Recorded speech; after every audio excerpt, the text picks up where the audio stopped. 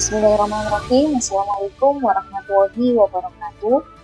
Selamat pagi. Perkenalkan, nama saya Alfi Fadliana SSI Ustaz, yakni dosen tetap pada program studi D4 Sains Data Terapan Politeknik Elektronika Negeri Surabaya. Video ini dibuat dalam rangka pemenuhan persyaratan pengajuan sertifikasi dosen gelombang 1 tahun 2025, yakni untuk dokumen pernyataan diri dosen dalam unjuk kerja tingkat perguruan tinggi.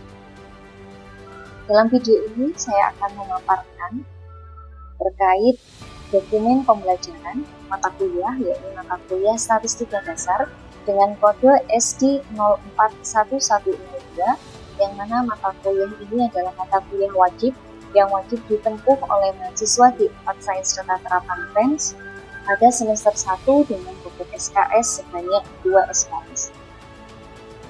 Mata kuliah ini disampaikan dalam menggunakan metode DID, yaitu Delivery Interaction and Assessment, yang mana metode ini tertuang secara lengkap dalam dokumen mata kuliah, yang mana di PEN sendiri untuk dokumen mata kuliah sudah tersusun secara rapi dan juga lengkap dalam bentuk RPS, yaitu rencana pembelajaran semester, kemudian ada RAE atau rencana asesmen dan evaluasi, kemudian juga ada rencana tugas atau RT. Nah, untuk pengenalan mata kuliah, di mata kuliah Statistika Dasar ini merupakan mata kuliah fundamental bagi seorang data scientist yang membahas tentang terminologi terkait statistika dan probabilitas, metode analisis data eksplorasi, terutama secara deskriptif, dan peluang, distribusi peluang diskrit dan kontinu, pendugaan parameter, pengujian hipotesis, analisis varian, analisis korelasi, dan analisis regresi. Untuk mata kuliah ini memiliki 4 CPL. Dia ada 4 CPL yang ditekankan pada mata kuliah ini, yang mana masing-masing CPL ini mewakili sikap, kemudian keterampilan umum, pengetahuan, dan keterampilan khusus. Untuk CPL yang pertama, yaitu mewakili unsur sikap, yaitu mampu menunjukkan sikap ketakwaan kepada Tuhan Yang Maha Esa, menjunjung tinggi nilai kemanusiaan, taat hukum, disiplin, bekerja sama, peduli lingkungan dan sosial, menghargai kemajuan, menginternalisasi norma dan etika, semangat kemandirian dan kewirausahaan, serta berkontribusi dengan penuh tanggung jawab di bidang keahliannya sebagai wujud rasa bangga dan cinta tanah air berdasarkan Pancasila. Selanjutnya, CPL yang ditekankan pada mata kuliah ini yang mewakili unsur keterampilan umum, yaitu mampu mengkaji dan menerapkan nilai humaniora, ilmu pengetahuan dan teknologi di bidang sains data melalui pengambilan keputusan yang tepat berdasarkan hasil kerja individu atau kelompok yang terukur dengan memperhatikan keselamatan dan keamanan kerja yang terdokumentasi dan terpublikasi melalui pemikiran logis, kritis, sistematis, inovatif, orisinil, dan dapat dipertanggungjawabkan. Selanjutnya, CPL yang ketiga mewakili unsur pengetahuan, yakni menguasai konsep teoritis statistika dan probabilitas, matematika, dan ilmu komputer dalam sains data, serta mampu memformulasikan penyelesaian masalah bidang analisis data dengan model yang tepat. Selanjutnya, CPL yang terakhir yakni mewakili unsur keterampilan khusus adalah mampu membuat model statistik menggunakan data dari berbagai sumber dan bidang, menggunakan metode pengumpulan, pemrosesan, analisis, teknik evaluasi, dan kesimpulan dengan tepat secara mandiri dan penuh tanggung jawab. Berikutnya, terkait capaian pembelajaran mata kuliah atau CPMK, di PEN sendiri dalam peraturan akademik sudah disepakati bahwa masing-masing mata kuliah memiliki 1 CPMK. Nah, untuk CPMK pada mata kuliah Statistika Dasar yaitu adalah mampu menerapkan statistik deskriptif dan inferensia, dasar-dasar probabilitas, pendugaan parameter, pengujian hipotesis, analisis varian, analisis korelasi, dan analisis regresi dengan tepat. Selanjutnya dari JPMK ini kami menurunkannya menjadi sub JPMK sebanyak 12 yang mungkin bisa dilihat pada tampilan berikut. Berikutnya terkait bahan kajian atau materi pembelajaran dari mata kuliah statistika dasar ini, yakni ada 12 materi yang diturunkan dari sub JPMK. Untuk materi pembelajaran yang pertama yakni terkait pengantar statistika, selanjutnya materi yang kedua terkait notasi dan operasi, kemudian materi ketiga terkait analisis data eksplorasi, kemudian dasar-dasar peluang, peluang bebas dan peluang bersyarat, peluang diskrit, peluang kontinu, pendugaan parameter, pengujian hipotesis, analisis varian, analisis korelasi, dan analisis regresi. Adapun pustaka yang digunakan dalam mata kuliah ini adalah sebagai berikut. Namun tidak menutup kemungkinan mahasiswa bisa menggunakan pustaka yang lain yang relevan dengan materi pembelajaran pada statistika dasar.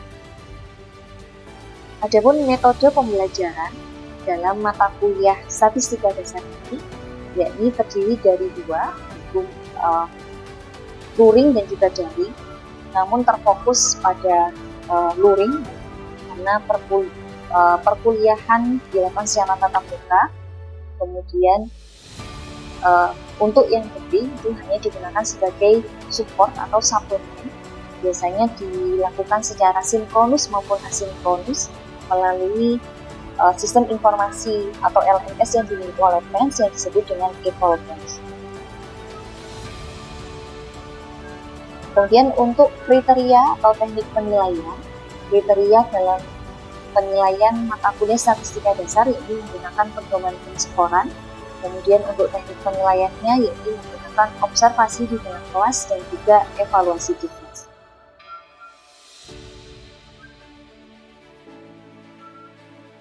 Untuk jumlah pertemuan dalam mata kuliah statistika dasar ini yakni sebanyak 16 pertemuan.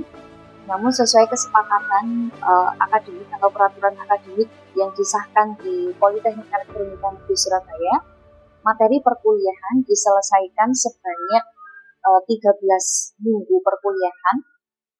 Untuk pertemuan mata kuliah statistika dasar ini dilakukan sebanyak 16 kali pertemuan, di mana rinciannya adalah untuk pertemuan ke-1 sampai dengan pertemuan ke-6 adalah penjelasan terkait materi.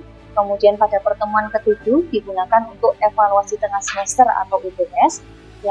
Selanjutnya dilanjutkan untuk pertemuan ke-8 sampai dengan pertemuan ke-12 adalah penjelasan terkait materi. Kemudian di pertemuan ke-14 dilakukan evaluasi akhir semester atau UAS. Dan di pertemuan ke-15 dan ke-16 adalah digunakan sebagai pengayaan atau pengembangan terkait materi yang sudah dibahas di 12 pertemuan sebelumnya. Terkait metode penilaian di mata kuliah statistika dasar ini mengacu pada rencana asesmen dan evaluasi, yang mana asesmen dan evaluasi ini dilakukan di tiap minggu menyesuaikan dengan sub JPMK. Ini berarti karena tadi sub JPMK-nya ada 12, maka untuk asesmen dan juga evaluasi ini juga dilakukan sebanyak 12 kali. Yang mana bentuk asesmennya menyesuaikan dengan masing-masing sub JPMK dengan bobot tertentu, sebagaimana tertuang secara lengkap pada rencana asesmen dan evaluasi. Misalkan saya ambil contoh untuk minggu kelima, ini sub JPMK-nya adalah mampu menjelaskan konsep peluang kejadian saling bebas dan kejadian bersyarat dan mengaplikasikannya dengan tepat dan sesuai untuk penyelesaian masalah atau studi kasus dalam analisis data. Adapun untuk asesmen atau penilaiannya adalah dalam bentuk latihan soal secara mandiri atau berkelompok, berupa menyelesaikan latihan soal atau studi kasus dengan menerapkan konsep peluang bebas dan peluang bersyarat, yang mana bobotnya adalah sebanyak 5%. Jadi untuk asesmen dan evaluasi pada mata kuliah ini adalah berdasarkan sub JPMK, sehingga nanti masing-masing JPL bisa diketahui pemahaman mahasiswa terhadap masing-masing PPL bisa terukur. Kemudian terkait soal atau rencana tugasnya juga sudah tertuang secara lengkap dalam dokumen mata kuliah, yaitu pada dokumen rencana tugas, di mana di dokumen rencana tugas itu dijelaskan terkait bentuk tugasnya seperti apa, judul penugasannya seperti apa, kemudian deskripsi tugasnya, metode pengerjaannya, bentuk dan format keluarannya, indikator dan bobot penilaiannya, serta deadline pengumpulan tugas. Demikian terkait pengenalan dokumen mata kuliah. Selanjutnya akan dilanjutkan terkait video pembelajaran mata kuliah. Assalamualaikum warahmatullahi wabarakatuh. Oke, selamat pagi teman-teman sekalian, semoga dalam keadaan sehat. Hari ini kita bertemu lagi dalam mata kuliah statistika dasar, yaitu untuk pertemuan ke-15 ya. Di minggu sebelumnya kita sudah melaksanakan UAS ya. Di mata kuliah statistika dasar ini kan sebetulnya untuk keseluruhan materinya sudah selesai kita bahas di pertemuan ke-13 ya. Ya, mungkin teman-teman juga masih sangat ingat ya, di analisis regresi kita belajar terkait apa? Simple regression analysis, multivariate regression analysis, kemudian pengujian hipotesis, kemudian implementasinya pada studi kasus, kemudian juga hands-on menggunakan Excel dan juga beberapa software open source yaitu Gradle, Python, dan juga R. Bedanya yang simple dengan multivariate apa? Kenapa Mutiara? Oke, kalau simple X-nya atau variabel prediktornya hanya satu, kalau multivariate dia bisa 2 atau lebih variabel prediktor. Nah, di pertemuan 15 ini ya, sesuai kesepakatan dari peraturan akademik PENS, pertemuan 15 dan 16 adalah diisi dengan pengayaan ya, atau review atau terkait pengembangan dari materi yang sudah kita bahas sebelumnya. Nah, di pertemuan 15 ini kita akan diskusi bersama terkait pengembangan dari metode regresi analisis ini. Sebelumnya mungkin kita flashback dulu ya. Di data science ya, kalau kita gambarkan dalam bentuk diagram Venn itu kurang lebih seperti ini ya teman-teman ya. Jadi data science itu adalah multidisiplin ilmu yang mana membutuhkan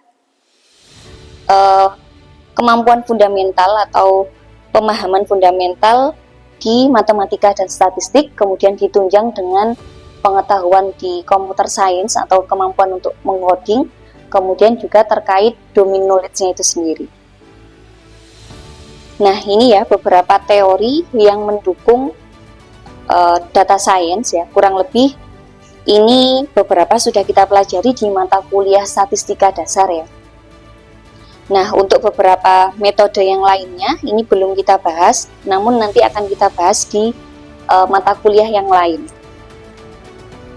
Nah, kemudian ini ya, sebagai informasi tambahan ya, menurut World Economic Forum, itu growing job demand ya, ini mulai dari nomor 1 sampai dengan 15, kalau teman-teman perhatikan, ini kurang lebih adalah skill terkait data dan juga IT. Jadi, teman-teman di Prodi Sains Data ini patut berbangga gitu ya, karena teman-teman tidak salah pilih jurusan ya, karena ini ya growing job demand sampai tahun 2030 itu diperkirakan adalah masih di bidang data dan juga IT. Jadi insya Allah nanti ketika teman-teman lulus peluang pekerjaan itu sangat terbuka bagi teman-teman sekalian. Nah, selanjutnya kita bahas metode pengembangan dari regresi linear ya atau multivariate regression ya. Nah, ini kita bisa sandingkan dia atau kembangkan dia dengan spasial. Mungkin ada yang sudah pernah kenal dengan spasial apa? Rika mungkin? Aldi? Apa spasial? Spasial itu efek lokasi ya teman-teman ya. Jadi kalau misalkan teman-teman melakukan penelitian di Provinsi Jawa Timur, itu kan ada 38 kabupaten dan kota. Nah, masing-masing kabupaten dan kota itu kan dia punya ciri khas tersendiri ya. Baik itu dari sisi geografisnya, dari sisi mungkin ekonominya, budaya, sosial, dan lain-lain. Nah, itu kan akhirnya mengakibatkan di 38 kabupaten dan kota itu punya ciri khas tersendiri. Sehingga ketika kita menggunakan pemodelan regresi linear biasa itu kurang mengakomodir karena ada efek lokasinya tadi. Nah, untuk mengakomodir permasalahan itu tadi, kita bisa menggunakan salah satunya namanya adalah model geographically weighted regression. Ini adalah pengembangan dari model regresi dikembangkan dengan spasial. Bedanya apa model regresi biasa dengan GWR ini ya? Ini biasa kita singkat dengan GWR ya. Nah, untuk multivariate regression itu kalau teman-teman masih ingat ya di pertemuan 13 kemarin itu metode untuk estimasinya adalah menggunakan OLS atau metode kuadrat terkecil. Untuk parameter modelnya adalah ini ya, beta sama dengan X transpose X inverse dikalikan dengan X transpose Y. Nah, bedanya dengan yang geographically weighted regression tadi karena ada efek lokasi, maka untuk estimasi parameternya kita tidak bisa menggunakan OLS, tapi kita menggunakan yang namanya weighted least square. Weighted ini apa? W ya, ini kan kalau teman-teman perhatikan di parameter modelnya ini ada W ya. W ini adalah matriks pembobot yang mana diperoleh dari, jadi kita mencari dulu masing-masing koordinat lokasi. Misalkan tadi penelitiannya adalah di Jawa Timur ya. Jawa Timur punya 38 kabupaten dan kota, maka masing-masing kabupaten dan kota tadi kita cari titik koordinatnya atau long lat-nya, kemudian kita cari jarak Euclid-nya. Jadi masing-masing lokasi itu kita tentukan jaraknya berdasarkan informasi koordinat lokasi tadi, sehingga kita bisa mendapatkan ini matriks baru, yaitu matriks pembobot W-nya ini tadi. Sehingga bedanya dengan multivariate regression, ini ketambahan matriks pembobot yaitu W. Gitu ya. Nah, yang membedakan lagi adalah kalau di multivariate atau di multivariate regression, kita hanya memperoleh satu model secara general. Jadi, misalkan Provinsi Jawa Timur meskipun dia punya 38 kabupaten dan kota, nanti outputnya kita hanya memperoleh satu model saja. Ya, jadi hanya Y ini saja, Y sama dengan X beta plus epsilon itu ya. Nah, kalau di geographically weighted regression kita punya 38 model. Jadi karena tadi diboboti masing-masing lokasi sehingga parameternya pun ada banyak ya. Sehingga nanti modelnya itu sebanyak 38 model menyesuaikan dengan jumlah kabupaten dan kotanya. Nah, untuk implementasinya bagaimana? Nah, ini ya saya ambilkan salah satu contohnya. Ini penelitian saya terkait pemetaan faktor-faktor resiko stunting ya menggunakan model GWR tadi. Nah, kenapa menggunakan kasus stunting ya? Mungkin beberapa teman-teman sudah tahu ya, stunting adalah balita kurang tinggi atau kerdil ya. Nah, balita kerdil ini karena apa? Karena ini dia kondisinya gagal tumbuh karena kurang gizi kronis.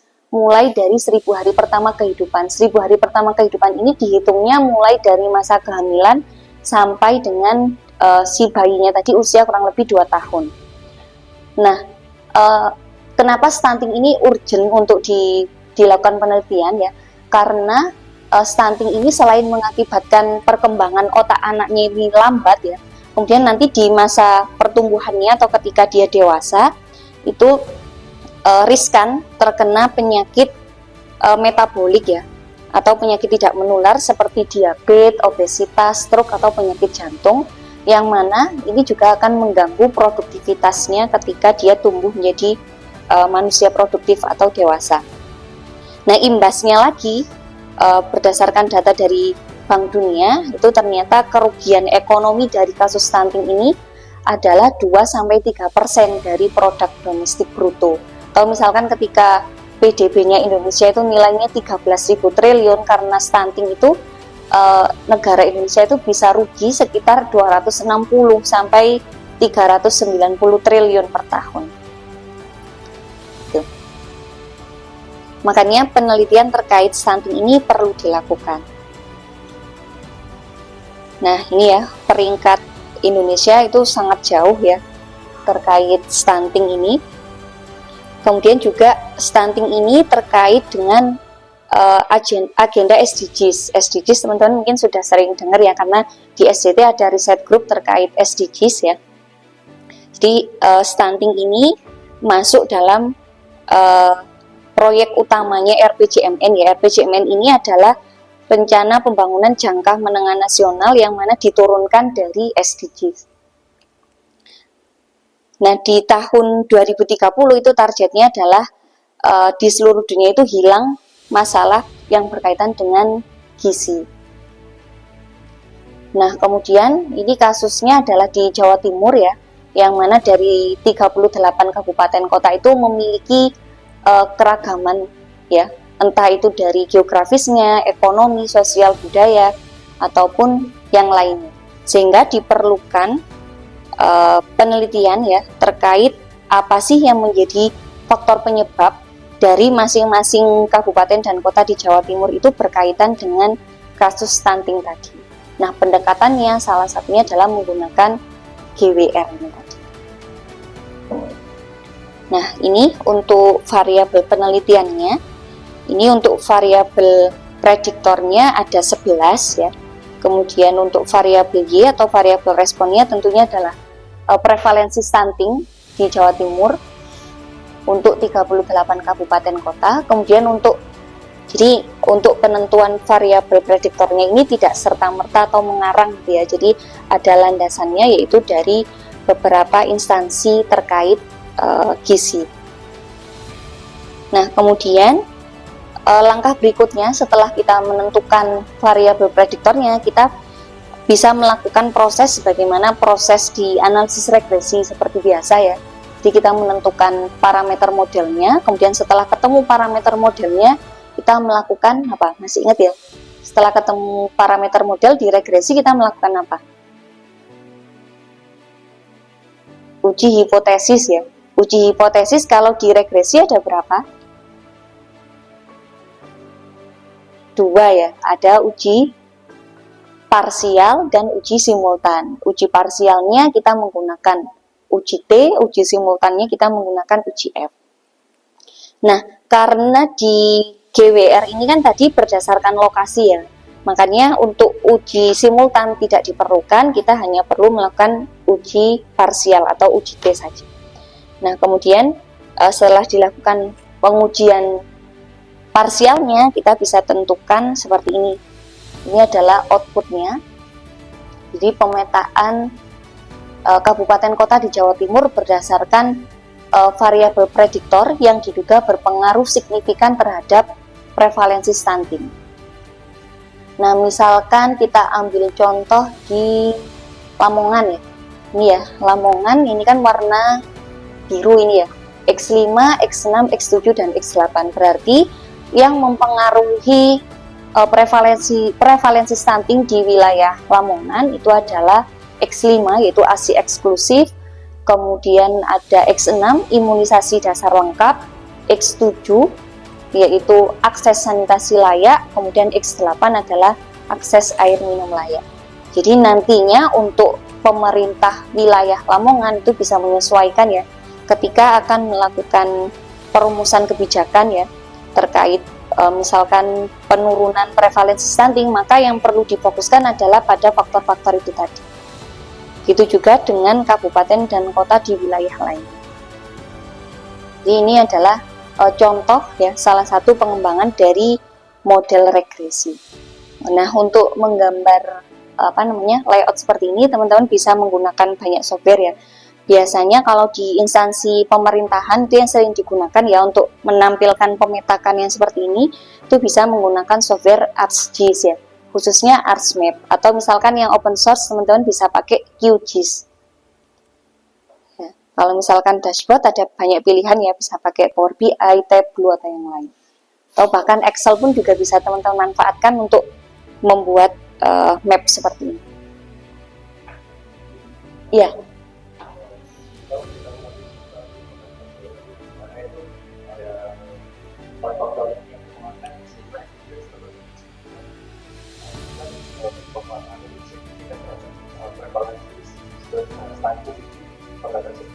Mm-mm.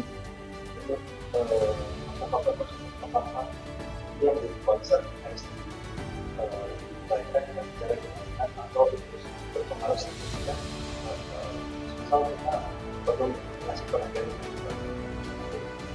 Ya, jadi output yang kita hasilkan dari riset ya itu tidak serta-merta bisa kita kita jadikan acuan yang saklek gitu ya. Jadi ini adalah landasan ya yang bisa kita berikan rekomendasinya ke pemangku kebijakan, misalkan itu pemerintah daerah atau misalkan yang terkait dengan ini kan berarti mungkin dinas kesehatan gitu ya, atau mungkin pemerintah provinsi Jawa Timur atau mungkin juga instansi terkait. Nah, yang mana kita bisa memberikan wawasan lebih ya bahwa ternyata berdasarkan penelitian ini ya menggunakan model ini di kota Surabaya tadi ada beberapa faktor yang diduga pengaruhnya itu signifikan terhadap prevalensi stunting. Nah, kita bisa merekomendasikan faktor-faktor tadi itu menjadi concern utama yang perlu mereka perhatikan lebih dalam. Jadi kan biasanya penelitian-penelitian itu juga butuh informasi atau dukungan yang lebih lanjut ya. Data science itu kan luas ya. Jadi ada domain knowledge-nya juga mungkin kita bisa komparasikan dengan pengetahuan atau riset di bidang kesehatan. Ya, itu bisa kita tambahkan sehingga nanti implementasi si pemangku kebijakan tadi ya ketika merumuskan kebijakan itu jadi enggak asal gitu ya, tapi ada dasar saintifiknya. Misalkan yang kalau dari hasil penelitiannya sumber air minum layak, nah itu kan kita juga perlu memastikan misalkan ke dinas PU gitu ya misalkan ya. Nah, atau ke dinas-dinas terkait apakah benar memang di situ sumber air minumnya itu kurang baik. Jadi kita bisa memfokuskan pada hal-hal tersebut. Jadi ini juga untuk efisiensi biaya juga. Karena kan faktor-faktornya tadi kan ada 11 kan kita tidak mungkin memperhatikan ke-11-11-nya ya. Jadi kita bisa menjadikan hasil riset ini sebagai rujukan bahwa yang menjadi concern utama itu kira-kira yang mana. Untuk pertemuan ke-15 ini kita materinya ini ya, diskusi terkait pengembangan materi yang sudah kita bahas. Kemudian di pertemuan 16 minggu depan sebagaimana yang sudah diinformasikan sebelumnya, jadi kita rencananya adalah melakukan kunjungan industri ya ke divisi data analis. Mungkin nanti karena jumlah mahasiswanya ada banyak, mungkin nanti kita akan mendiskusikan untuk membagi ke beberapa kelompok. Karena kan tidak mungkin kita mengunjungi perusahaan dengan banyak peserta. Mungkin kalau sudah tidak ada pertanyaan bisa dicukupkan ya teman-teman. Oke, mungkin sebagai penutup nih ya, pesan saya ya, lecture itu kan ibaratnya adalah sebagai manajer. Tugasnya manajer itu apa? Jadi manajer itu kurang lebih hanya untuk menghandle managerial task. Tugasnya dosen hanya untuk misalkan set silabus, kemudian scheduling materi perkuliahan, kemudian melakukan asesmen terhadap pemahaman teman-teman terkait materi perkuliahan. Sedangkan teman-teman mahasiswa itu adalah selayaknya sebagai CEO. Jadi tugasnya teman-teman adalah melakukan pengembangan diri ya atau soft skill sehingga bisa menjadi manusia yang lebih berkembang lagi. Jadi silahkan teman-teman melakukan pengembangan diri secara maksimal, entah itu soft skill atau hard skill. Mungkin sekian dari saya, ada kurang lebihnya mohon maaf ya. Sampai jumpa di pertemuan minggu ke-16 ya. Nanti kita janjian ke perusahaan. Ada kurang lebihnya perkuliahan hari ini saya mohon maaf. Assalamualaikum warahmatullahi wabarakatuh.